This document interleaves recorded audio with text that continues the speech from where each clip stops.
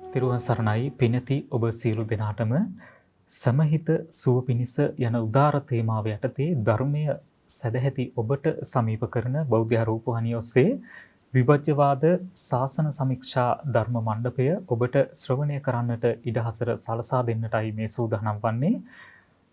අදත් සුපුරුදු පරිදි අපට අර්ථහින් ධර්මයෙන් අනුශාසනා කරන්නට අප සිදු කළ ගෞරවනීය ආරාධනාව පිළි අරගෙන මේ උතුම් ධම් සභා මණ්ඩපය වෙත වැඩම කරන්නට යෙදුනා. ලබුණරුව කන්ද ආරණ්‍ය සේනාසනයේහි ගරු අනුශාසක ශාස්ත්‍රපති රාජකීය පඬිත නම කියන්නට අවසරයි ස්වාමීන් වහන්ස පූජනීය මාන්කඩවල නන්දරතන පින්වත් ස්වාමීන් වහන්සේ අප මුලින්ම ස්වාමීන් වහන්සේව নমස්කාර පූර්වකව විභජ්‍යවාද ශාසන සමීක්ෂා ධර්ම මණ්ඩපය වෙත පිළිගන්නවා. අවසරයි ස්වාමීන් වහන්සේ. ස්වාමීන් වහන්සේ විභජ්‍යවාද ශාසන සමීක්ෂා ධර්ම මණ්ඩපය තුල සාකච්ඡා කරගෙන ආවේ සංගීත සූත්‍රය ඇසුරෙන් ධර්ම කාරණා. අද එහි අපට පැහැදිලි කරගන්නට තියෙනවා ස්වාමීන් වහන්සේ අකුසල විතර්ක සම්බන්ධයෙන්. වැඩසටහන ආරම්භයේදීම ස්වාමීන් වහන්සේ මට පැහැදිලි කිරීමක් කරලා දෙන්න මේ අකුසල විතර්ක මොනවද කියලා ස්වාමීන් වහන්සේ. තෙරුවන් සරණයි සියලු දෙනාටම. සාමාන්‍යයෙන් විභජ්‍යවාද ශාසන සමීක්ෂා ධර්ම මණ්ඩපය සිද්ධ කෙරෙන්නේ අපේ ගෞරවනීය කොත්මලේ කුමාරකස්සප පඬිතු හාමුදුරන් වහන්සේ සමග කරන සාකච්ඡාවක් හැටියට. නමුත් අද ටිකක් වෙනස් විදිහටයි මේ සාකච්ඡාව සිද්ධ කෙරෙන්නේ. හේතුව ඔබ දන්නවා මේ දවස්වල තියෙන මේ ඉන්ධන අර්බුදයත් එක්ක ස්වාමින් වහන්සේලා සම්බන්ධ කර ගැනීම යම් යම් ගැටලු මතුවී තිබෙනවා. ඉතින් මේ අවස්ථාවේදී අපි බලාපොරොත්තු වෙන ඔබට වැඩසටහනෙහි කිසිදු අඩුවක් නොවන ආකාරයට තරමක් වෙනස් ආකාරයෙන් මේ ධර්ම සාකච්ඡා මණ්ඩපය සිද්ධ කරන්නට. දැන් අද අපි කතා කරන්නේ මදුසංක මේ ත්‍රිවිධ අකුසල විතරකයන් පිළිබඳව. විශේෂයෙන්ම ඔබ මේ සම්බන්ධයෙන් දැනුවත් වීම බොහොම වැදගත් වෙනවා. අකුසල විතරක කියන්නේ මොනවද කියලා හරියට හඳුනා ගන්නවා කියන එක ඉතාමත් වැදගත් දෙයක්. අකුසල විතරක හඳුනා ගන්න තරමට තමයි ඔබට එය ප්‍රහාණය කරන්න පුළුවන්කම තියෙන්නේ. දැන් ඔබ යමක් ප්‍රහාණය කළ යුතු නම් ප්‍රහාණය කරන්න ඕන මොකක්ද කියලා ඉස්සෙල්ලාම තේරුම් අරගන්නට ඕන. ඒ අකුසල විතරක කියන්නේ මොනවද? ඒවා හටගන්නේ කොහොමද? චිත්තසංතානයන් තුල පවතින්නේ කොහොමද? මේ හාත්පස දැනුමක් අවබෝධයක් තිබුණොත් තමයි ඔබට ඒව ප්‍රහාණය කරන්නට පුළුවන්කම තියෙන්නේ. දැන් අපිට ගොඩක් වෙලාවට දකින්න ලැබෙන දෙයක් තමයි මදුසංක සමහර උදවිය එකපාරටම භවනා කරන්න කියලා උත්සාහවත් වෙනවා. ඒ කියන්නේ මේ සංසාරයෙන් මිදෙන්නට ඕන, කෙලෙස් දුරු කරගන්න ඕන කියන හැඟීමත් එක්ක තමයි එහෙම පියවරකට එන්නේ. නමුත් ඔවුන් තබන පියවර නිසි දැනුමක් අවබෝධයක් ඇතුව තබන පියවරක්ද කියලා නැවත වතාවක් සලකා බලන්නට වටිනවා. මොකද මේ භාවනාව කියලා කියන්නේ ප්‍රායෝගික භාවිතයක්. ඒකට මේක භාවිතයට ගන්නකොට හරියට දැනගෙන මොකක්ද කරන්න තියෙන්නේ කියන එක හරි පිරිසුදු දැනුමක් අවබෝධයක් එක්ක තමයි මේක කරන්න තියෙන්නේ. ඔබ යම්කිසි උපකරණයක් පාවිච්චි කරනකොට ඒ උපකරණය මොකක්ද, මේකෙන් කෙරෙන්නේ මොකක්ද, මේක භාවිත කරන්න ඕන කොහොමද, මේ සියල්ල දැනගෙනනේ මේක පටන් ගන්න පාවිච්චි කරන්න. අන්න ඒ වගේ භාවනාව කියන එකත් භාවිතයක්. ඒ භාවිතයට එනකොට ඔබ කලින් ඒ ගැන තේරුම් ගන්න තියෙන එක බොහොම වැදගත් වෙනවා. දැන් මේ අකුසල විතරකයන් පිළිබඳව කරන පැහැදිලි කිරීම ඔබට බොහොම වැදගත් වේවි. විශේෂයෙන් මේ බණ භාවනා කරන උදවියට ඒ විතරක් නෙමෙයි හැම කෙනෙකුටම තමන්ගේ චිත්තසංතානයන් තුල හටගන්න නිරන්තරයෙන් පවතින මේ ලාමක ධර්ම පිළිබඳව තියෙන අවබෝධය බොහොම වැදගත්. ඒ වගේ හානිකර තත්වයේ තේරුම් අරන් ඉන්න එක බොහොම වැදගත් වෙනවා. දැන් අකුසල විතරක පිළිබඳව අපි කතා කරනකොට අපිට හම්බ වෙනවා කාම විතක්ක, ව්‍යාපාද විතක්ක, විහිංසා විතක්ක කියලා විතර්ක තුනක්. කාම විතක්ක, ව්‍යාපාද විතක්ක, විහිංසා විතක්ක. මෙන්න මේ අකුසල විතර්ක තුන තමයි මෙච්චර සංසාරයක් ඔබව ඇදගෙන ඇවිල්ලා තියෙන්නේ. හිතන්න කොහොම දෙයක්ද මේක? මේ අනන්ත සංසාරයක් ඔබ ඉපදමින් මැරෙමින් එනකොට ඔබ කාම භූමියේහි බැඳ තබමින් අරන් ඇවිල්ලා තියෙන මෙන්න මේ විතර්ක. එතකොට මේ සාමාන්‍ය දෙයක් නෙමෙයි, ඊටමත් ප්‍රබල දෙයක්. තමන්ගේම චිත්තසංතානයන් තුල පවතින. වෙන මේ කොහෙවත් තියෙන දෙයක්ුත් නෙමෙයි. එතකොට තමා තුලම පවතින තමන්ට හානිකර වෙච්ච මේ සංසාරයෙන් එගොඩ යන්නට බැරි වෙන විදිහට බැඳලා තියෙන මෙන්න මේ විතර්ක පිළිබඳවයි අපි දැන් හඳුනා ගන්නට උත්සාහවත් වෙන්නේ. මේ ගැන සඳහන් වෙනවා ඊ타මත්ම අපූර්ව විග්‍රහයක්. කාම පටිසංයුත්තෝ විතක්කෝ කාම විතක්කෝ. කාමය හා ප්‍රතිසංයුක්ත වූ විතර්කය කාම විතර්කයයි කියලා කියනවා. ඒ කියන්නේ පංචකාමයන් පිළිබඳව ඒ හා යුක්ත වෙච්ච සිතිවිලි. මොහොතකට හිතන්න දැන් ඔබ කල්පනා කරන ටිකක් ගන්න විනාඩි 5ක් තුල ඔබ හිතන සිතිවිලි. මේ හිතන සිතිවිලි තුල තියෙන්නේ මොනවද කියලා බලන්න. එක්කෝ ගේ දොර ඉඩ කඩම ගැන, එක්කෝ දූ දරුවෝ ගැන, රැකී ආරක්ෂාව ගැන, රටේ තොටේ තියෙන නොඑක් දේවල්. දැන් මේ කාලේ නම් ඉන්ධන ප්‍රශ්නේ තියෙනවා, ගෑස් ප්‍රශ්නේ තියෙනවා. දැන් මේවා ගැන තමයි නිරන්තරයෙන් මේ විතර්ක කිරීම සිද්ධ කරන්නේ. මොනවා ගැනද කියලා තවදුරටත් සලකා බැලුවොත් ඔබට පෙනෙයි මේ පංචකාම නිශ්චිත දේවල් පිළිබඳව නේද මේ නැවත නැවත රස විඳ නැවත නැවත කල්පනා කර කර ඉන්නේ කියලා. එතකොට පස්කම් සෝයන් පිළිබඳව එයට බැඳුණු සිතින් මේ ආකාරයෙන් විතර්කයන් පවත්වනවා නම් අන්න ඒකට කියනවා කාම විතක්ක කියලා. මේක විග්‍රහාත්මකව තේරුම් අරගන්න තියෙන කාරණාවක්. ඊට සංක්ෂිප්තව ඔබ සලකා ගන්නව නම් වටහා ගන්න පංචකාමයන් පිළිබඳව බැඳුණු සිතින් සෙනෙහසින් යුක්තව ආදරයෙන් ඒට ගිජුකමින් යුක්තව යම් විතර්කණයන් පවත්වනවා නම් ඒකට කියනවා කාම විතක්ක කියලා. එතකොට සාමාන්‍ය සත්වයන්ගේ ප්‍රතග්ජන සත්වයන්ගේ ස්වභාවය බැලුවොත් ඔවුන් නිරන්තරයෙන් මේ කාම විතර්ක වලින්ම තමයි ජීවත් වෙන්නේ.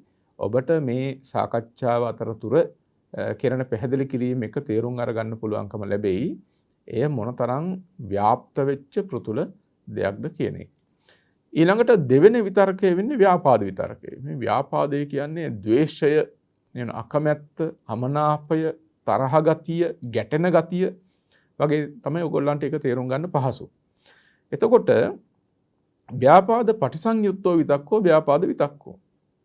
දැන් යම් කිසි පුද්ගලයෙක් හෝ දෙයක් පිළිබඳව අමනාපයෙන්, ගැටුණු සිතින්, අකමැත්තෙන් හිතනවා නම් අන්න ව්‍යාපාද විතර්කයක්. දැන් ගෑස් ප්‍රශ්නයම ගන්නකො. ගෑස් ගැන හිතන්නෙම අකමැත්තෙන් යුක්තවනේ. තෙල් පෝලිම ගැන හිතන්නෙම අකමැත්තෙන් යුක්තව. එතකොට අර පංචකාම නිශ්චිත දේවල් පිළිබඳව ගැටුණු සිතින්, අමනාප සිතින්, අප්‍රිය සිතින් යුක්තව කරන විතර්කණයන් තියෙනවා නම් ව්‍යාපාද විතක්ක කියලා කියනවා. එතකොට දැන් පුද්ගලයෙක් හෝ සමාජයේ වශයෙන් සලකා බලනකොට ඒ සමාජය තුල අප්‍රිය අමනාප ධර්ම නිරන්තරයෙන් වැඩෙන්න ව්‍යාපාද විතර්ක බහුල වෙන්න පටන් ගන්නවා. ව්‍යාපාද විතර්ක බහුල වෙනවා කියලා කියන්නේ ඒ පුද්ගලයා හෝ ඒ සමාජය හෝ පරිහානියට පත් වෙනවා කියන එක. මතක තබා ගන්න කාම විතර්ක කියන්නේ සත්වයන් පරිහානියට යොදවන ධර්මයක්. ව්‍යාපාද විතර්ක කියන්නේ සත්වයන් පරිහානියට යොදවන ධර්මයක්. දැන් අපි හිතුවොත් මේ මధుසංකම එහෙම සමාජයේ අතිශයින්ම සුඛභාගී නම් රටේ කිසිම ප්‍රශ්නයක් නැත්තම්, තෙල් පෝලිං නැත්තම්, ණය ප්‍රශ්න නැත්තම්, ගෑස් ප්‍රශ්න නැත්තම්, කුස්සියටත් පහසු නම් අර අපි සාමාන්‍යයෙන් කතා කරන දේවල් තියෙන්නේ. කිසිම ගැටලුවක් නැහැ. හරි සුන්දරයි. ජනාධිපති හොඳයි, අගමැති හොඳයි, ඇමති මණ්ඩලය හොඳයි, හැම පැත්තෙම ශාස්ත්‍රීයයි. දැන් මෙහෙම රටක් තියෙනවා නම් කොච්චර හොඳද කියලා කෙනෙකුට හිතෙන්න පුළුවන්. ඇත්තට මේක පැත්තකින් බැලුවම ලෞකිකව බැලුවම මේක හොඳයි තමයි. ප්‍රශ්නයක් නැහැ. මිනිස්යන්ට නිදහසේ ජීවත් වෙන්න පුළුවන්කම තියෙනවා.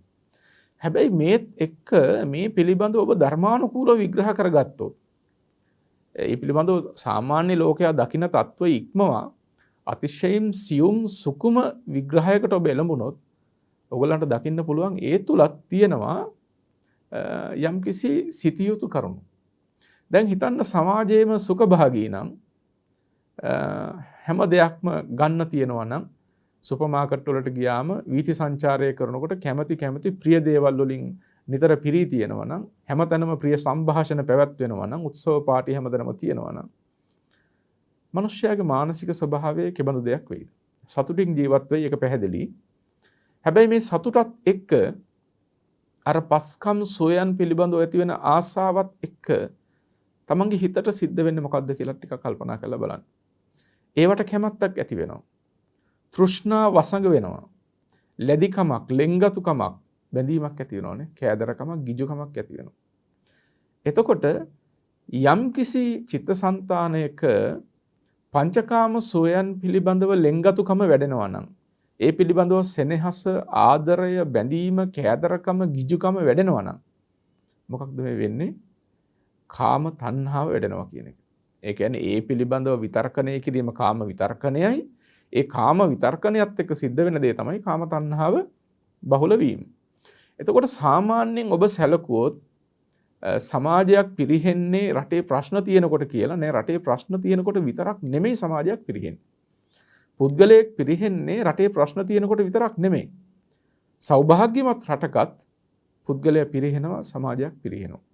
ඒ පිරිහෙන්න තියෙන එක පැත්තක් තමයි තෘෂ්ණා පරවශ වීම. තණ්හාවෙන් අගතිගාමී වීම. දැන් බලන්න දිව්‍ය ලෝක පිළිබඳව කතා කරනකොට මේ මදුසංග දිව්‍ය ලෝක කිසි ප්‍රශ්නයක් නැහැනේ. ආර්ථික ප්‍රශ්න, දේශපාලන ප්‍රශ්න වගේ දේවල් ඉතාමත්ම ආර්ථික ප්‍රශ්න නැත්තේම නැහැ. දේශපාලන ප්‍රශ්න පොඩ්ඩක් ඇති වෙනවා ඔය සුරාසුර යුද්ධවලදී. ඒ හැරුණුකොට දෙවියන් බොහොම සතුටින් ජීවත් වෙන පිරිසක්. හැබැයි දෙවියන්ට නිවන් දකින්න හරි අමාරුයි. නිවන් දකින්න බැහැ නෙමෙයි, නිවන් දකින්න අමාරුයි. අමාරු වෙන්න කාරණා මොකද්ද? සුඛ බහුලයි. සෝයන් බහුලයි. නිරන්තරයෙන්ම පස්කම් සෝයන් විඳින නිසා, ඒටම ගැලී තියෙන නිසා, ඒවම නිතර ලැබෙන නිසා ඔවුන්ගේ සිත ඒ පංචකාම සම්පත් කෙරෙහිම නැඹුරු වෙලා තියෙනවා. එහෙම නැඹුරු වුණාම මොකද වෙන්නේ? ප්‍රතිපදාවක් පුරන්න. මේ මිනිස්යන්ට වගේ බ්‍රහ්මචර්යාවක් පුරාගෙන අප්‍රමාදී විහරණයක් ගත කරන්න ඔවුන්ට අමාරුයි. ඉතින් අතිශයින් සුඛභාගී වෙච්ච දිව්‍ය ලෝකෙත් ඒ සැප බහුලකම නිසාම ප්‍රතිපත්ති ධර්මයන් පුරන්න දුෂ්කරයි කියලා තේරුම් අරගත්තම මනුෂ්‍ය ලෝකෙ ගැන අමුතුවෙන් හිතන්න දෙයක් නැහැ. කෙසේ නමුත් මේකෙන් අදහස් කරන්නේ සමාජයක් නිෂ්කලංක විය යුතුයි නොවිය යුතුයි කියන එක එහෙම නෙමෙයි. රටේ ප්‍රශ්න තියෙන්න ඕන කියන එක නෙමෙයි. ඔබ තේරුම් ගත යුතු කාරණාව තමයි රටක ප්‍රශ්න තිබුණත් ප්‍රශ්න නොතිබුණත් ඔබේ සිත තියෙන්නේ කාම විතර්ක පැත්තේ නම්, ඔබේ සිත තියෙන්නේ ව්‍යාපාද විතර්ක පැත්තේ නම් ඔබ පරිහානියටපත් වෙන පුද්ගලයෙක්. එක පුද්ගලයා පිරිහෙනවයි කියලා කියන්නේ සමාජයක් අගාධයකට යනවා කියන එක. ඒ නිසා හොඳින් තේරුම් අරගන්න සමාජයේ මොනතරම් හොඳ දේවල් ඔබට තිබුණත් ඒ පිළිබඳ ඔබ ගත යුතු විදිහක් තියෙනවා. ඒ විදිහ ඉක්මවා තෘෂ්ණා පරවශව ජීවත් වෙන්න ගියොත්, තෘෂ්ණාවට වසඟව ජීවත් වෙන්න ගියොත් ඒක ඔබේ සහ සමාජයේ පරිහානිය කියන එක.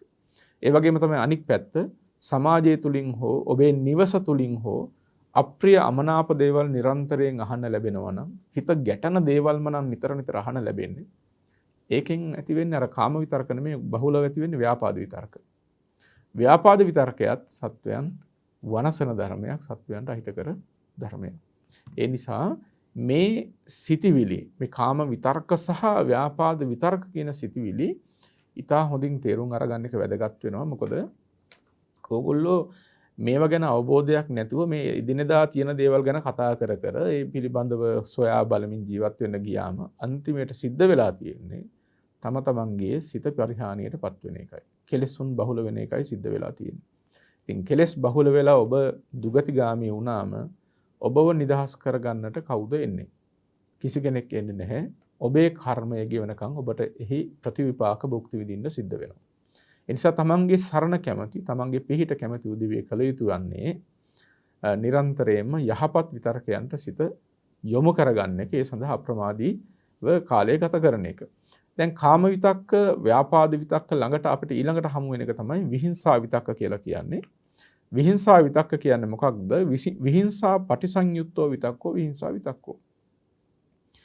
හිංසාව, අනුන්ට පීඩා කිරීම, අනුන් තලා පෙලීම, අනුන්ගේ දුක කැමැති, අන්න එබඳු වූ හිංසාකාරී විතර්කයන් යම් කිසි කෙනෙක් ඇති කරගන්නවා නම්, යම් කිසි තැනක ඇති වෙනවා නම්, අන්න ඒ හිංසාකාරී සිතිවිලි වලට කියනවා විහිංසා විතක්ක කියලා. ඒක ඕනෑම පුද්ගලයෙක් පිළිබඳව වෙන්න පුළුවන්, ඕනෑම සමාජයක් පිළිබඳව වෙන්න පුළුවන්. තව පුද්ගලයෙකුට එහෙම නැත්නම් තවත් සමාජයකට හානි කිරීම සඳහා, පීඩාව ඉපදවීම සඳහා සිදු කරන විතර්කයක්. මේක ඉතාමත්ම භයානක විතර්කයක්. අර කලින් දෙක වගේම මක්නිසාද මේ තුලින් බොහෝ අකුසල ජනිත වෙන නිසා. යම් පුද්ගලයෙකුට හානියක් කරන්න හිතනවා කියන්නේ, තව කෙනෙක් දුකටපත් කරන්න හිතනවා කියන්නේ මොනතරම් ලාමක ගතියක්ද? දැන් ඒවා සමාජය තුළ කොච්චර තියෙනවද කියලා බලන්න. තව කෙනෙක් ඉහළට යනකොට ඇදලා දාන්න බලනවා. පුළුවන් තරම් සමාජයේ තුල ද්වේෂය වපුරනවා මේ යුගයේ ගත්තොත් එහෙම. අප්‍රිය අමනාප වෛරී සිතුවිලි වර්ධනය කරනවා. එහෙම වෛරී සිතිවිලි වර්ධනය කරලා සමහර උදවිය බලාපොරොත්තු වෙන සමාජයක් සුවපත් කරන්නට කියලා. ඉතින් ඒක හරියට මේ අර මේ උතුරට යන්න ඕනකම තියෙදි දකුණට යනවා වගේ වැඩක්. උතුරට යන්න ඕන නම් උතුරට හැරෙන්න ඕනේ. උතුරු පැත්තට පියවර තබමින් යන්නට ඕන. එහෙම නැතුව දකුණු පැත්තට හැරිලා ගියාට උතුරට යවෙන්නේ නැහැනේ. සමාජය තුළ වෛරය වපුරවලා ඔවුනොවුන් පිළිබඳව පරිගැනීමේ සිතිවිලි උපදවලා ඒ බඳු වෛරී සිතිවිලි වපුරවලා සමාජය තුළ බලාපොරොත්තු වෙනවා නම් සමාජයක් සුවපත් කරන්න ඒකත් හරියට නිකන් අර උතුරට යනවාය කියලා දකුණට යනවා වගේ කතාවක්. ඉතින් මෙන්න මේ කියන විතර්ක තුනම පුද්ගලයාට මෙන්ම සමස්ත සමාජයටම අහිතකර ධර්මයක්. මෙලවත් විඳවන්න වන ධර්මයන් පරලොවත් විඳවන්න වන ධර්මයන් සංසාරේ බොහෝ කාලයක් දුකට පත් කරන ධර්මයක්. මේ අකුසල විතර්ක තුන පිළිබඳව හාත්පස අවබෝධයක් ලබා ගන්න එක හැම කෙනෙකුටම බොහොම වැදගත් වෙනවා. එහෙමයි ස්වාමීන් වහන්සේ. ස්වාමීන් වහන්සේ අකුසල විතර්ක ඒ විදිහට අප පැහැදිලි කරගද්දී අපිට ඊළඟට පැහැදිලි කිරීමක් කරලා දෙන්න. ස්වාමීන් වහන්සේ මේ කුසල විතර්ක කියන්නේ මොනවද? ඔව් දැන් අකුසල විතර්කයන්ට ප්‍රතිපක්ෂ ධර්මයේ තමයි කුසල විතර්ක වෙන්නේ. අකුසල විතර්ක තුනක් අපි කතා කළා කාම, ව්‍යාපාද, විහිංසා කියලා. ඒකට ප්‍රතිපක්ෂ විතර්ක තුන තමයි නෙක්ඛම්ම විතක්ක, අව්‍යාපාද විතක්ක, අවිහිංසා විතක්ක කියලා කියන්නේ. මේවා සත්පුරුෂයන් තුල පවතින විතර්කයන්. නුවණැත්තන් තුල පවතින විතර්කයන්. බාලයන් තුල අවිද්‍යමාන, පඬිතයන් තුල විද්‍යමාන වන විතර්කයන්. හුදෙක්ම යහපත් අය ළඟයි මෙබඳු විතර්කයන් තියෙන්නේ. යම්කිසි පුද්ගලයෙක් Tamanගේ බාල ධර්මයන් අතහරින්නට හිතනවා නම්, Taman වඩාත් සත්පුරුෂ භූමියකට එළඹෙන්නට හිතනවා නම්, සමාජයට වඩාත් යහපතක් කරන්නට හිතනවා නම්, ඔහු විසින් අර කලින් සඳහන් කළ ලාමක විතර්කයන් දුරු කරලා මේ පැහැදිලි කරන්න හදන උතුම් විතර්කයන් නැති කරගන්න එක බොහොම වැදගත්. මදුසංග කෙනෙක් පුද්ගලයෙක් නිර්මාණය වෙන්නේ ඔහු කරන කල්පනාවන් අනුව. හොඳ කල්පනාවන් කළාම ඔහු හොඳ පුද්ගලයෙක් බවට පත් වෙනවා. අයහපත් දේවල් හිතන්න පටන් ගත්තාම මේ පුද්ගලයා අයහපත් පුද්ගලයෙක් බවට පත් වෙනවා. සිතන මේ හැම දෙයකටම පෙරටු වෙන්නේ. පුද්ගලයාගේ සිත කිලිටි වුණොත් පුද්ගලයා ඉවරයි. සිත පිරිසිදු වුණොත් ඒ පුද්ගලයා දියුණුව කරා ගමන් කරනවා. ආලෝකය කරා ගමන් කරනවා. එතකොට මේ හිත නිවැරදිව තබා ගැනීම සඳහා වැදගත්ම වන කාරණාවක් තමයි යහපත් විතර්කණයන් පැවැත්වීම. අපි ඒක ආර්ය අෂ්ටාංගික මාර්ගය කියනකොට කියන්නේ සම්මා සංකප්ප. සම්මා සංකප්ප කියලා කියන්නේ යහපත් සිතිවිලි. යහපත් දේවල් හිතන්න තමයි දෘෂ්ටිය යහපත් වෙන්නේ. දැක්ම යහපත් වෙන්නේ. යහපත් දැක්මක් ඇති වුණොත් විතරයි දෙලව යහපත් කරන්න පුළුවන් වෙන්නේ, නිවන අවබෝධ කරගන්න පුළුවන්කම ලැබෙන්නේ. දිට්ඨිය අයහපත් වුණොත් කවමදාකවත් ඒ පුද්ගලයා ආලෝකය දකින්නේ නැහැ. ඒ පුද්ගලයා සමාජයට යහපතක් කරන්නේ නැහැ. මක් නිසාද? ඔහුගේ දිට්ඨිය, ඔහුගේ දෘෂ්ටිය අපිරිසිදුයි. දෘෂ්ටිය කිලිටි. කිලිටි දැක්මකින් කොහොමද පුද්ගලයෙක් හෝ සමාජයක් දියුණු වෙන්නේ? ඒ නිසා දිට්ඨිය යහපත් කරගන්නවා කියන එක ඉතාමත්ම වැදගත් කාරණාවක්, ප්‍රමුඛතාවයේ දිය යුතුම කාරණාවක්. අපේ මේ විශේෂයෙන් ගත්තොත් නූතන අධ්‍යාපනය වගේ ගත්තම මේවා කොච්චර මගහැරිලා ගිහින් තියෙනවද කියලා හිතනවා මේ විෂය බෙදීම් ආදී බලනකොට. මොකද මේ අධ්‍යාපනය කියලා කියන්නේ මුළු සමාජයක්ම සකස් කරගන්න තියෙන තැනක්. අධ්‍යාපනයේ විශේෂම දේ. ඒ අධ්‍යාපනයේදී මේ මූලික බෞද්ධ සංකල්ප ඉදිරිපත් වුණා නම්, විශේෂයෙන් මේ නූතන අධ්‍යාපනයේදී මූලික බෞද්ධ සංකල්ප ඉදිරිපත් කරගෙන ඒ සංකල්ප මත පිහිටලා මේ අධ්‍යාපනය ලබා දුන්නා නම් මේ සමාජයේ මේ තරම්ම විෂමත්වයකටපත් වෙන්නේ නැහැ. මක් නිසාද? බුදුදහමෙන් ලබා දෙන නිවැරදි දෘෂ්ටියක් ඇති කරගන්න. සම්මා දිට්ඨිය පුරේ ජවං. සම්‍යක් දෘෂ්ටිය තමයි මූලික වෙන්නේ. ඒ තමයි පෙරටුව දිවෙන්නේ.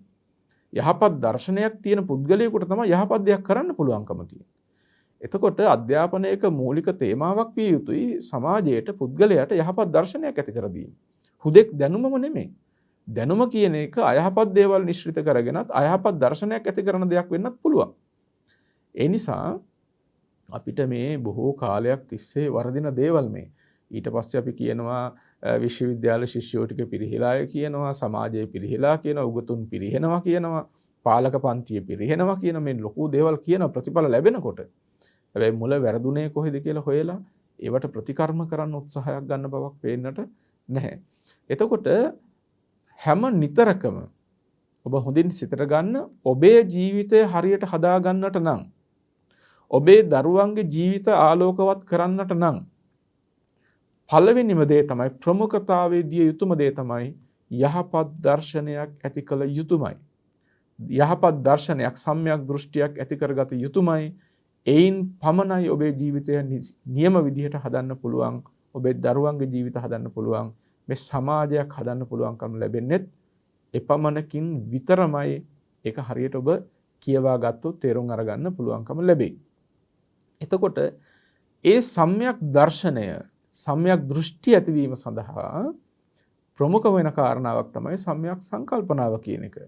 හොඳ පැත්තට හිතනකොට හොඳ දේවල් හිතනකොට හොඳ විදිහට හිතනකොට තමයි හොඳ දැක්මක් හොඳ දර්ශනයක් ඇති වෙන්නේ. අන්න ඒ සම්‍යක් සංකල්පනාව තමයි තවත් විදිහකින් අපි මේ මෙතන පැහැදිලි කරන්නේ කුසල විතර්කයන් කියලා. කුසල විතර්කයන් කියලා තවත් විදිහකින් පැහැදිලි කරන්නේ අර ආර්ය අෂ්ටාංගික මාර්ගයේ දැක්වෙන සම්මා සංකප්ප කියන එකමයි. දැන් මොනවද මේ කුසල විතක්ක? එකක් තමයි නෙක්ඛම්ම විතර්කය.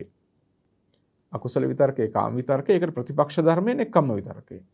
මොකක්ද නෙක්ඛම්ම විතර්කය කියලා කිව්වේ? නෙක්ඛම්ම පටිසංයුක්තෝ විතක්කෝ නෙක්ඛම්ම විතක්කෝ. නෛෂ්ක්‍රම්‍ය හා ප්‍රතිසංයුක්ත විතර්කය. කාමයන්ගෙන් නික්මීම පිළිබඳව ඒහා යුක්ත වෙච්ච සිටිවිලි. සාමාන්‍ය පුහුදුන් ලෝකයා කාමයේ අනුව කල්පනා කර කර යන එකට කියනවා කාම විතක්ක. හැබැයි නෙක්ඛම්ම විතක්ක කිව්වේ මොකක්ද? කාමයෙන් නික්මීම සඳහා ඒහා යෙදිච්ච සිටිවිලි. ඒ ගැන අපිට ගොඩක් කතා කරන්න තියෙනවා.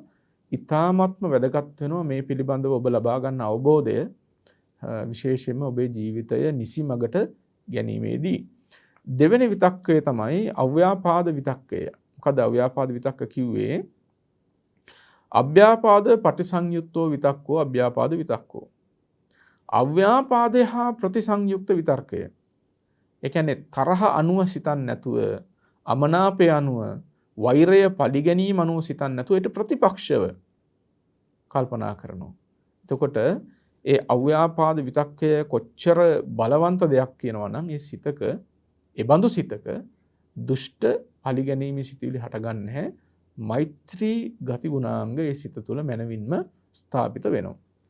ඊළඟ එක තමයි අවිහිංසා විතක්ක, අවිහිංසා පටිසංයුක්තෝ විතක්කෝ. අවිහිංසාව හා යුක්ත සිටිවිලි. කරුණාවෙන් යුක්තව හිතන සිටිවිලි. මෙන්න මේ ටික අවිහිංසා විතක්ක කියලා කියනවා. ඒකෝර මල්සංග මේක දැක්වෙනවා හරි ලස්සන විග්‍රහයක්.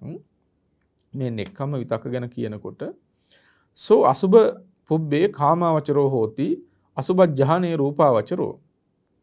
දැන් අර නෙක්ඛම්ම විතර්කය කියන තැනේදී යම් කිසි කෙනෙක් හිතන්නකෝ දැන් අසුභානුස්මෘතිය වඩනවා කියලා. අසුභය පිළිබඳව සිහිපත් කරනවා, නුවණින් මෙනෙහි කරනවා. මේ ශරීරයක තියෙන කෙස්ලොම් නියද සම්මස්නහර ඇට ඇට මුදුළු ආදී නොයෙකුත් කුණුපයන්ගෙන් පවතින පිරලා තියෙන ආකාරය යතහා විදිහෙන් කල්පනා කරනවා, මෙනෙහි කරලා බලනවා. මෙන්න මෙහිදී ඒකෙදි පූර්ව භාගය අසුභ කර්මස්ථානයේ වැඩිීමේදී එහි පූර්ව භාගය කාමාවචරයි කියලා කියනවා. ඒ කියන්නේ කාම භූමියේ මට්ටම තමයි එහි පවතින්නේ. ඊළඟට අසුභජ්ජහනේ. ඒ අසුභ කර්මස්ථානයේ නැවත නැවත භාවිත කරලා ධ්‍යාන උපදව ගන්න පුළුවන්. අන්න ඒ උපදව ගන්න ධ්‍යාන මට්ටමේදී කියනවා රූපාවචරයි. ඊළඟට තං ධ්‍යානං පාදකං කත්ත උප්පන්න මග්ගඵල කාලේ ලෝකුත්තරා. ඒ ධ්‍යානය පාදක කරගෙන තවදුරටත් ධර්ම මානසිකාරයේ පවත්වලා මාර්ගඵලයන් අධිගමයට පත් වෙනකොට එතකොට කියන ලෝකෝත්තරයි. දැන් බලන්න මේ නෙක්ඛම්ම විතර්කයේ කියන එකේ අවස්ථා තුනක් අපිට මේ හම්බෙන්නේ, ස්තර තුනක්. එකක් කාමාවචරයි. කාමාවචරයි කියුවේ කුමක්ද? අසුභානුස්මෘතිය වැනි භාවනාවක් කරනකොට එහි పూర్ව භාගයේ මුල් අවස්ථාව කාමාවචරයි. කුසල් සිද්ධ වෙනවා අසුභ කර්මස්ථානයේ වඩනකොට, බොහෝ කුසල් ජනිත වෙනවා, භාවනාමය කුසල් ජනිත වෙනවා. හැබැයි ඒ කාමාවචර මට්ටමේ. ඒ කර්මස්ථානයේම ධානයක් දක්වා වඩාගෙන යනකොට ධාන උපදව ගත්තම අන්න රූපාවචර මට්ටමටපත් වෙනවා. අර ඉන්න తত্ত্বය ඉහළට ගියා. ඊට පස්සේ ඒ ධානයේ සිට නැවත නැවතත් පරිකර්ම කරලා යෝනිසෝ මනසිකාරයේ පවත්වලා මාර්ගඵලයන්ටපත් වුණාම අන්න ලෝකෝත්තර භූමියටපත් වෙනවා. දැන් ඔබ තේරුම් අරගන්න නෙක්ඛම්ම සංකප්පය කියන එකේ අවස්ථා තුනක්. කාමාවචර මට්ටමක් තියෙනවා, රූපාවචර මට්ටමක් තියෙනවා, ඊළඟට අරූපාවචර මට්ටමක් තියෙනවා. ඊළඟට අපිට හම්බ වෙන අව්‍යාපාද විතක්ක කියන එක. අව්‍යාපාද විතක්ක කියන එකේදී මෙත්තා පුබ්බ භාගයේ කාමාවචරෝ හෝති. මෛත්‍රී භාවනාව කරනකොට ඔබ දන්නවා සියලු සත්වයන් කෙරෙහි අවෛරී සිත පතුරවා වාසය කරනවා. අව්‍යාපාද සිතින් අවිහිංසා සිතින් වාසය කරනවා. එතකොට කිසිම සත්වයෙක් කෙරෙහි වෛර නොකරන, ද්වේෂ නොකරන සිතින් වාසය කරනවා කියනකොට ඒ මොනතරම් සත්පුරුෂ සිතක්ද, වැඩිච්ච සිතක්ද. ඒ මට්ටම ඇති කරගන්න හරි දුෂ්කරයි, නමුත් පුළුවන්කම තියෙනවා. එය භාවිත කරන මට්ටම අනුව තමයි ඔබට ප්‍රතිඵල භුක්ති විඳින්න පුළුවන්කම තියෙන්නේ. දැන් මෙන්න මේ මෛත්‍රී භාවනාව කරනකොට එහි පූර්ව අවස්ථාව මුලින් වඩාගෙන යනකොට මුල් කාලවකවානුව කාමාවචර වූවක් වෙනවා.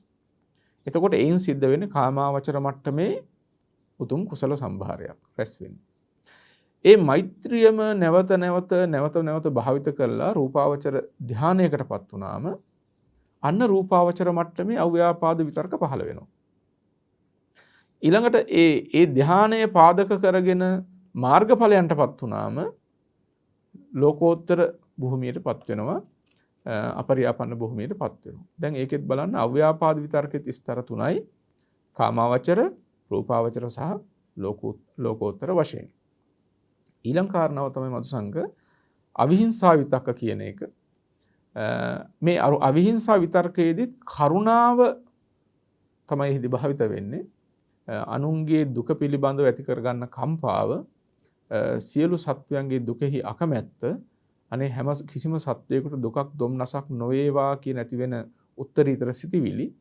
මෙන්න මේ කරුණා සිත භාවිත කරගෙන එනකොට, කරුණා භාවනාව වඩනකොට එහි පූර්ව අවධිය කාමාවචරයි, ධානයක් දක්වා හිත වැඩුණම රූපාවචරයි, ඒකනුත් මාර්ගඵලයන්ටපත් වුණාම ලෝකෝත්තර භාවයටපත් වෙනවා.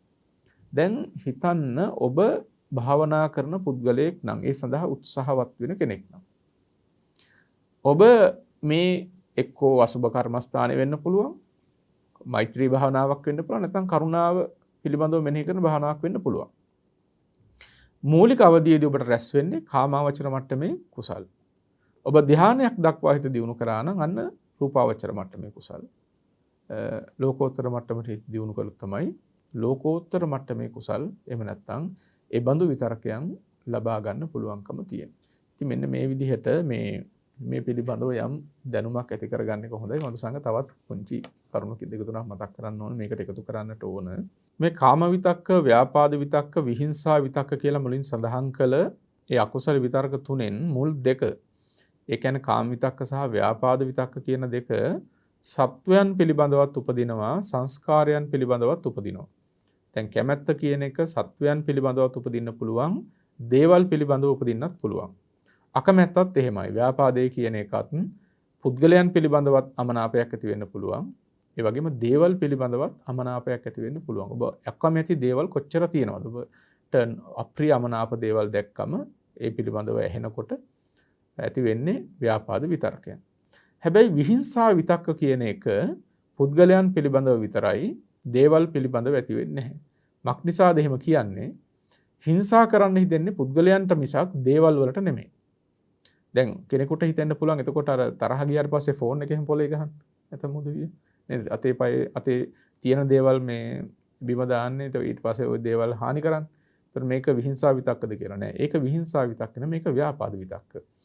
ඔබ යම් කිසි දෙයක් විනාශ කරලා දාන්නේ ඒ දෙයට රිදවන්නට නෙමෙයි, ඒ දෙයට තියෙන අකමැත්ත නිසා. ඒක ඇතුළත් වෙන්නේ ව්‍යාපාදයට. විහිංසාව කියන්නේ නිතරම හිංසා කිරීම සඳහා උපදින විතරක.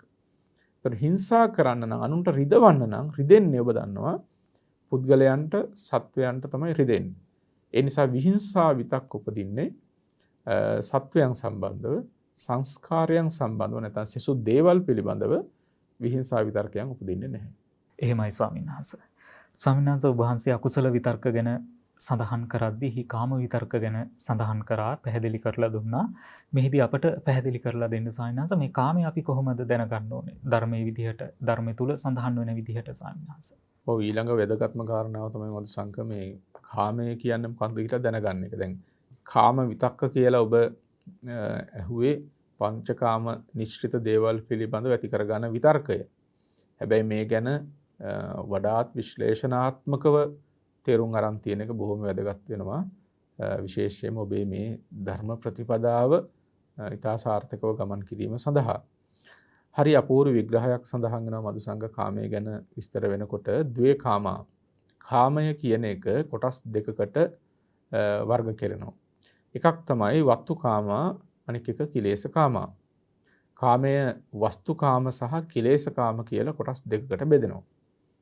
එතකොට මේ කොටස් දෙක පැහැදිලිව තේරුම් අරගන්න එක වටිනවා කාමයෙන් නික්මීමට නම්.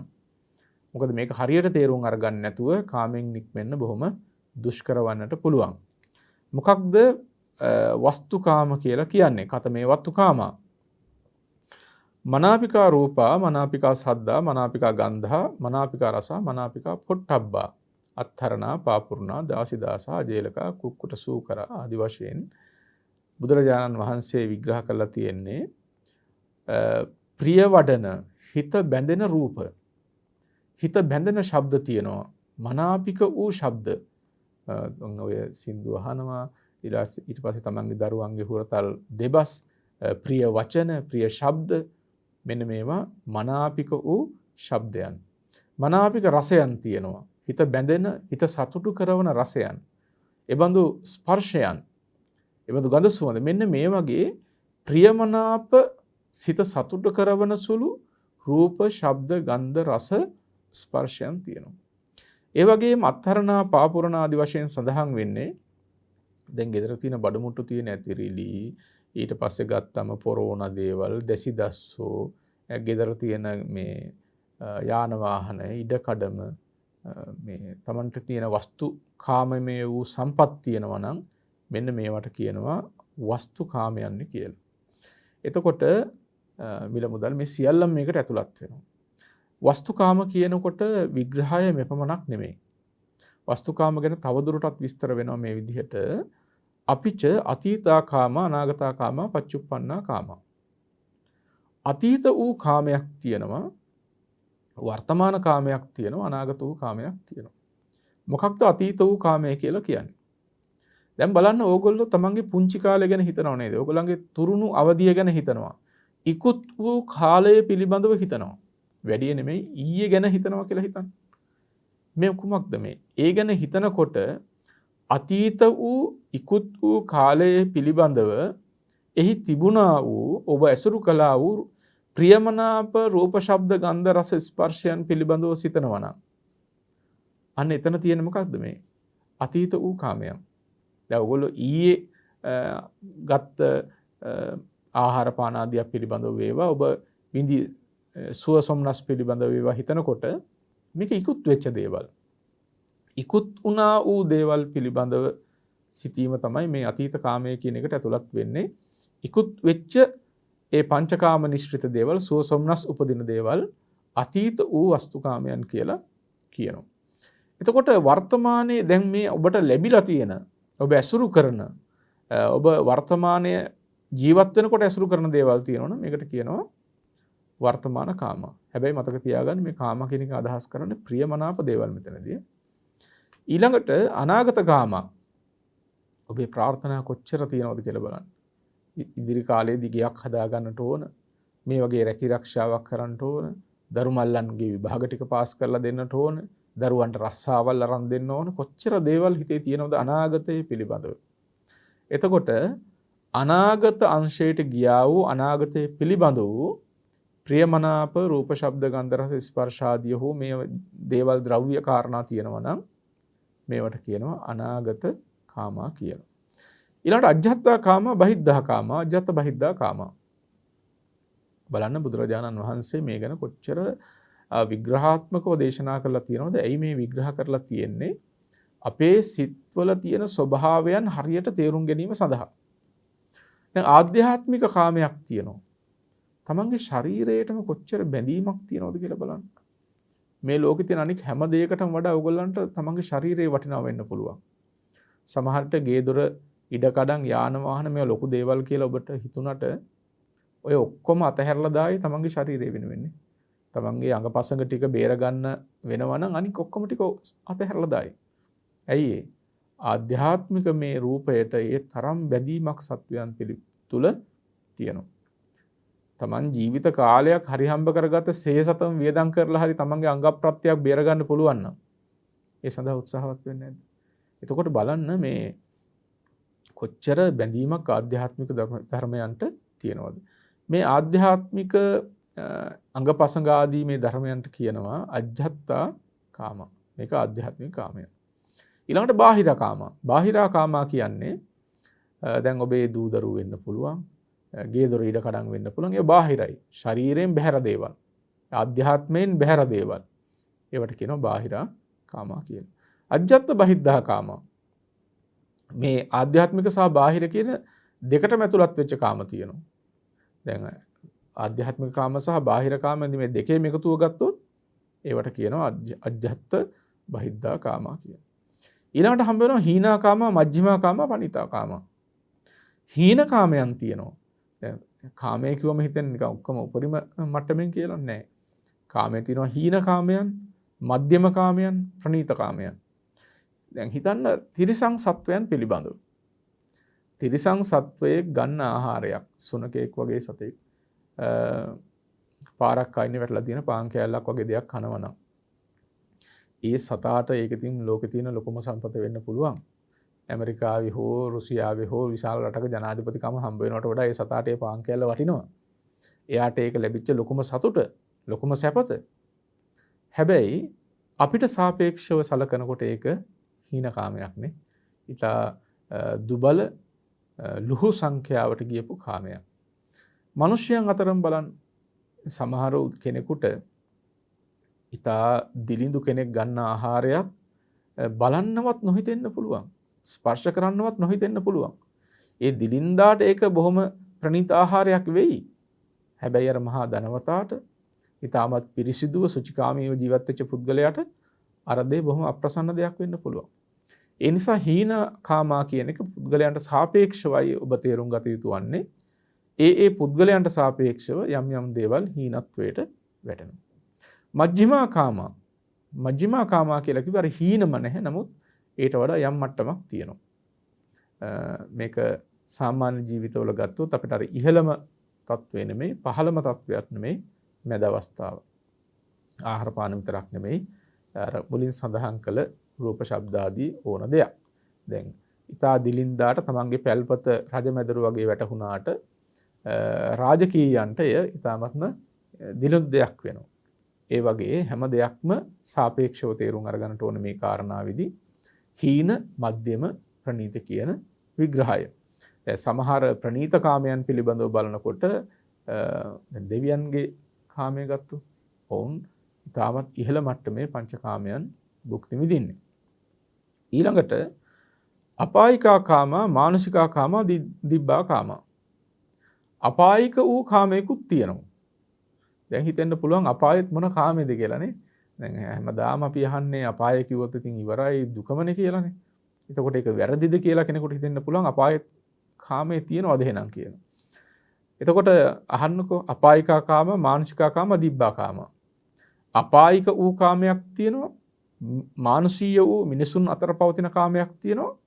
දිව්‍යමය කාමයක් තියෙනවා. අපාය කියලා කියන්නේ සැපයෙන් පහ වූ හේයින් තමයි අපාය කියලා කියන්නේ. සැපයෙන් තොර නිසා.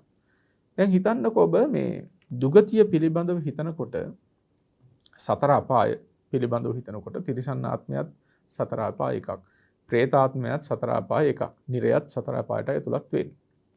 දැන් තිරිසන් සතුන්ට නම් යම් කිසි ප්‍රමාණයක කාමයක් ලැබෙනවනේ. ඔවුන් යම් සුවසොම්නස් අනුභව කරනවා පේන්න තියෙනවා. പ്രേතයින් පිළිබඳව සලකනකොටත් പ്രേතයින්ටත් තියෙනවා හැමෝටම නෙමෙයි. සමහර උදවිය සමහර പ്രേතයින්ට සුවසොම්නස් ලැබෙන අවස්ථා තියෙනවා. විශේෂයෙන් ඔබ සැලකුවොත් විමාන പ്രേතයින් පිළිබඳව විමාන പ്രേතයින් ඇතැම් වෙලාවට දිව්‍යමය සම්පත් විඳිනවා. ඇතැම් වෙලාවට අප්‍රමාණ දුක් අනුභව කරනවා.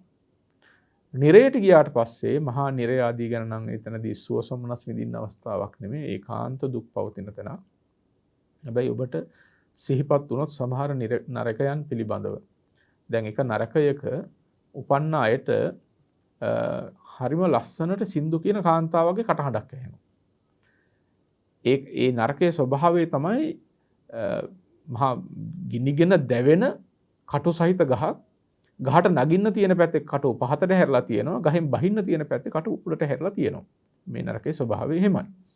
තේරුම් අරගන්න මේ මනුෂ්‍ය ලෝකේ අපිට ඇහැට කනට පේන අහන ටික විතරක් නෙමෙයි ලෝකය කියලා කියන්නේ. අපි දන්නේ ඊටාම ස්වල්පයක් විතරයි. අපි නොදන්න වපසරිය අති බහුලයි. අර ලිඳේ ඉන්න ලිම් මැඩියට හිතෙන්න පුළුවන් අපි තමයි ඔක්කොම දන්නේ කියලා. මම ඔක්කොම දන්නවනේ කියලා ලිම් මැඩියට හිතුණාට අපිට තේරෙනවා ලිම් මැඩියා දන්නේ ලිඳේ තියෙන ටික විතරයි කියන එක. ඒ වගේ බුද්ධ ආදී ආර්ය උත්තමයන් වහන්සේලාට මේ සමස්ත ලෝකයේම ආවරණයක් නැතුව දකින්න පුළුවන්. උන්වහන්සේලා ඒවා දැකලා විවරණය කරලා දීලා තියෙනවා. අර නොදන්න අඥානකමින් පෙළෙන උදවියට හිතනවා. ඉතින් එහෙම තියෙනවා නම් අපිටත් පේන්න එපැයි. මෙච්චර විද්‍යාඥයෝ පරීක්ෂා කරනකෝ අහුවෙන්න එපැයි කියන. මතක තබා ගන්න අපි දන්නේ බොහොම ටිකයි කියන එක නොදන්නා දේ මේට වඩා බහුලයි කියලා. එතකොට මේ නිරේ උපන්නම දැන් අර නිරේ උපන්නේ දුක අනුභව කරන්න කර්ම විපාකයට. පහළ ඉන්න නිරිසතාට ඇහෙනවා අර ගහ උඩ කාන්තාවක් හරි ලස්සනට සින්දු කියන. මෙයාට ආසාවක් ඇති වෙනවා මේ කාන්තාව ළඟට යන්න. ගහට නගින්න තියෙන්නේ ගිනිගෙන දිලිහෙන පහළ පැත්තට කටු වැටිච්ච පැත්තෙන්. පහළ පැත්තට කටු නැවිලා තියෙන පැත්තෙන්. ඉතින් මේ නිරිසතා අර කාන්තාව කෙරෙහි ආසාවෙන් තමන්ගේ කෑලි කැඩි යනකොට අර කටු වලට ඇමිනිලා ගිනිගෙන දිලිහෙන මේ ගහේ නගිනවා කියන අර කාන්තාව ලබා ගැනීම සඳහා. බලන්න මේ කාමයක තියෙන ලාමකකම කොච්චර හීනද කියලා බලන්න. තමන්ගේ ශරීරයේ කෑලි කඩ යනවා. කෑලි සුණු විසුණු වෙවි යනවා. ඇමිනෙනවා අර ගිනිගත්ත කටුවල. හැබැයි අර කාන්තාවට තියෙන ආසාවට ඒ පැත්තෙන් කොහොම හරි උඩට නැග ගන්න. උඩටම නැග්ගට පස්සේ මොන දුකක් හරි විඳලා අප්‍රමාණ දුකක් විඳලා උඩට ගියාම මෙයාට ඇහෙනවා කාන්තාව පල්ලෙහා ඉඳන් සින්දු කියන. දැන් ආපහු පහළට බහින්න. බහින්න තියෙන්නේ අර කටු උඩට හැරිලා තියෙන පැත්තේ.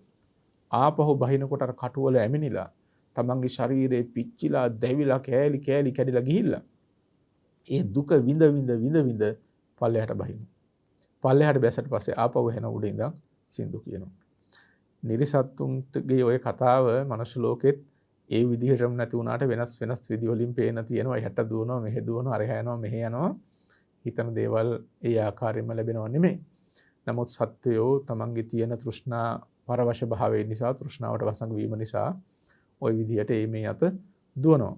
එතකොට මේ නිරය එක නිරයක ස්වභාවයක් ඔබට පැහැදිලි කළේ අපාය කියන තැනේදීත් මේ වගේ තිරිසන් ප්‍රේත වැනි තැන්වල යම් ප්‍රමාණයකට සුවයක් දැනෙන අවස්ථාවන් තියෙනවා.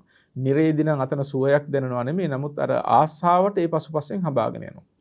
ඉතින් තේරුම් අරගන්න යම් අපායික වූ කාමයක් තියෙනවා නම් මේ අර්ථයෙන් අපායිකා කාමා කියලා කියනවා.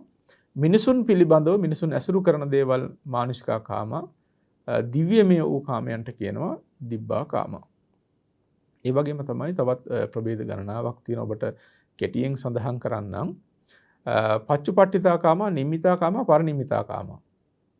එළඹ සිටි කාමයන් තමයි පච්චුපට්ඨිතා කාමා කියන අපිට තියෙන දේවල්. දෙවියන්ට එහෙම තියෙන දේවල්. නිම්මිතා කාමා කියලා කොටසක් තියෙනවා. නිර්මාණය කරලා දෙන දේවල්. දැන් නිම්මාන රති කියලා තියෙනවා දිව්‍ය ලෝකයක්. මදුසංග යනවා නම් හොඳ තැනක් ඕක. මේ හැබැයි ඉතින් මතක තියාගන්න එහෙ ගියත් කර්මක්ෂය කර නැත්නම් ආපහු එන්න සිද්ධ වෙනවා. ඒකත් මතකේ තියාගන්න ඕන. නිමිතා කාමා කියන එකේ ස්වභාවය තමයි තමන් කැමති යම් දෙයකටද ඒ විදිහටම නිර්මාණය කරගන්න පුළුවන්. ඒක පංචකාමයන්ගෙන් ඕනම දෙයක් වෙන්න පුළුවන්. කැමති කොයි විදිහද ඒ විදිහටම තමන්ට නිර්මාණය කරගන්න පුළුවන්. හැබැයි ඒටත් වඩා තව එකක් තියෙනවා පරිනිම්මිත වසවර්තිය. අපි ඒකත් කියන්නේ වසවර්ති මාරයා කියලා. ඒ වසවර්ති මාරයා ඉන්න දිව්‍ය ලෝකයේ ඒකින් ඔක්කොම අසත්පුරුෂයෝ එහෙම නෙමෙයි. වසවර්ති මාරයා පාපී වුණාට ඔහුගේ මාර පිරිස පාපී වුණාට සමස්තයම එහෙම නැහැ. බොහෝ කුසල් කරලා උපදින තැනක් කාම ලෝකයේ තියෙන ඉහළම තත්වෙයි. දැන් එතන හැටි කොහොමද? යම් දෙවි කෙනෙකුට යම් දෙයකට කැමැත්තක් ඇති වුණොත් එයාට ඒක නිර්මාණය කරන්නවත් අවශ්‍ය නැහැ. තව කෙනෙක් ඒක නිර්මාණය කරලා දෙනවා. තමන් නිර්මාණය කරන්න කියලා හිතන්නවත් දෙයක් නැහැ. ඒක කොහොමද නැත් එතකොට? එතකොට මේ ඒක තමයි කර්මයේ ස්වභාවය. කර්ම විපාකය වල ඒ කියන්නේ යහපත් කර්ම විපාක විදින අවස්ථාවන්. හැබැයි ඉතින් ওই සියල්ලම බුදුරජාණන් වහන්සේ වදාළේ කාමා, වස්තුකාමා. මේ වස්තුකාමයන්. මේ සියල්ලම මේ ටිකට සංග්‍රහ කළා. ඊට පස්සේ ඔය විදිහට යම් ප්‍රියමනාප සිත සනසන සිත අලවන කාම නිශ්චිත දේවල් තියෙනවා නම් මෙන්න මේවට වත්තු කාමා කියලා කියනවා. තවත් අපිට පැහැදිලි කරගන්න දෙයක් තියෙනවා. ඒ තමයි කිලේශ කාමා කියන එක. අපි මේ සම්බන්ධයෙන් විග්‍රහාත්මකව තේරුම් අරගන්න එක වටිනවා. මොකද වස්තුකාම සහ කිලේශකාම කියන එක තේරුම් අරගත්තම තමයි සැබවින්ම කාමය කියන එක කුමක්ද? ඇත්තටම කාමය කියන්නේ කොතෙන්ටද කුමක්ද කියන එක ඔබට වටහා ගන්න පුළුවන්කම ලැබෙන්නේ. ඉතින් මේ විභජ්‍යවාද ශාසන සමීක්ෂා ධර්ම මණ්ඩපය ඔස්සේ අපි ඉදිරියේදී ඔබට ඒ සම්බන්ධයෙන් වඩාත් විග්‍රහාත්මකව පැහැදිලි කිරීමට බලාපොරොත්තු වෙනවා. දැනට හිතර ගන්න මේ විස්තර කරපු කරුණු ටික පංචකාමයන් පිළිබඳව සිත බැඳෙන්නට දෙන්න එපා. ඒ සම්බන්ධයෙන් ඇලෙන්න දෙන්න එපා. අනික් එක තමයි ගැටෙන්න දෙන්නත් එපා. කොයි වෙලාවකවත් කාම විතර්ක, ව්‍යාපාද විතර්ක, විහිංසා විතර්කයන්ට ඔබේ සිත නතු කරන්නට එපා. ඒ සිත නතු කිරීම පුරුද්දක් වෙනවා. පුරුද්ද දිගටම ගියොත් ඒක ඇබ්බැහිවීමක් වෙනවා. ඊට පස්සේ ඔබව ගලවා ගන්න බොහොම අමාරුයි. ආයාසයෙන් හරි පුරුදු කරන්න නෙක්ඛම්ම විතර්කයට, අව්‍යාපාද අවිහිංසා විතර්කයනට ඒ සම්මා සංකප්පයයි කියනවා. ඒ ඔබට බොහෝ කාලයක් රැකවරණය පිණිස හිතසුව පිණිස පවතී. එහෙමයි ස්වාමීන් වහන්සේ. කාමය අපි කොහොම දැනගන්න ඕන කියන කාරණාවේදී වස්තුකාමයේ පිළිබඳවයි ඔබ වහන්සේ පැහැදිලි කිරීම කරේ. අප ක්ලේශකාමයන් පිළිබඳව ඉදිරි වැඩසටහන තුලදී සාකච්ඡා කිරීමේ බලාපොරොත්තු වෙන අප මේ වැඩසටහනේ නිමාව සනිටුවන් කරන්නටයි මේ සූදානම් වන්නේ. සොයනස් අප නිමාවට පෙර ආතුව බෞද්ධ රූපවාහිනිය ඔස්සේ විකාශය කරන මේ වැඩසටහන වගේම බෞද්ධ රූපවාහිනිය තුලින් සිදු කරන ධර්ම දානයන් වලට සම්බන්ධ වන පිරිසට සිහිපත් කරමින් ආශිර්වාද කරමින් පුණ්‍ය අනුමෝදනා කරන්නට මම ඔබ වහන්සේට ආරාධනා කරනවා ස්වාමීන් වහන්සේ. හොඳයි, මේ ධර්ම සාකච්ඡා කිරීමෙන් ධර්ම ශ්‍රවණය කිරීමෙන් ඔබ අප රැස් කරගත්ත මේ අති උදාර කුසලානිසංස ධර්මයන් ප්‍රථමයෙන්ම ලෝසසුන් සුරකින්න ඔබ අප සුරකින්න සියලු දෙවියෝ අනුමෝදන් වෙත්වා. ඒ වගේම ඔබ අප නමින් මිය පරලොව ගිය මෙලොව පරලෝකගත වර්ග පරම්පරානුයාත සියලු ඥාති හිතයිශීනුත් පින් කැමැති හැම සත්වගත් මේ පින් සතුටින් සාදුනාදයෙන් අනුමෝදන් වෙත්වා. ඒ වගේම ධර්ම ශ්‍රවණය කළ පින්වත් සෑම සියලු දෙනාටත් සදේවක ලෝකයාටත් දෙලව සැනසෙල්ලත් නිර්වාණ ශාන්තියටත් වේවායි සාදු කියලා ප්‍රාර්ථනා කරගන්න. හැම දිනාටම තෙරුවන් සරණයි.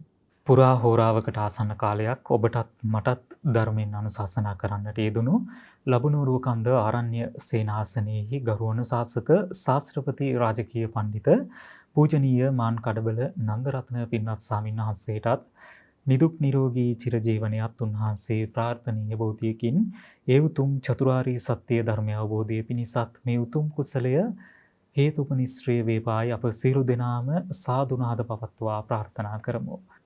බෞද්ධ රූපවාහිනිය ඔස්සේ ඔබ වෙතගෙන විභජ්‍යවාද ශාසන සමීක්ෂා ධර්ම මණ්ඩපය අදට නියමිත වැඩසටහන අප මෙලෙසින් නිමාවට පත් කරනවා.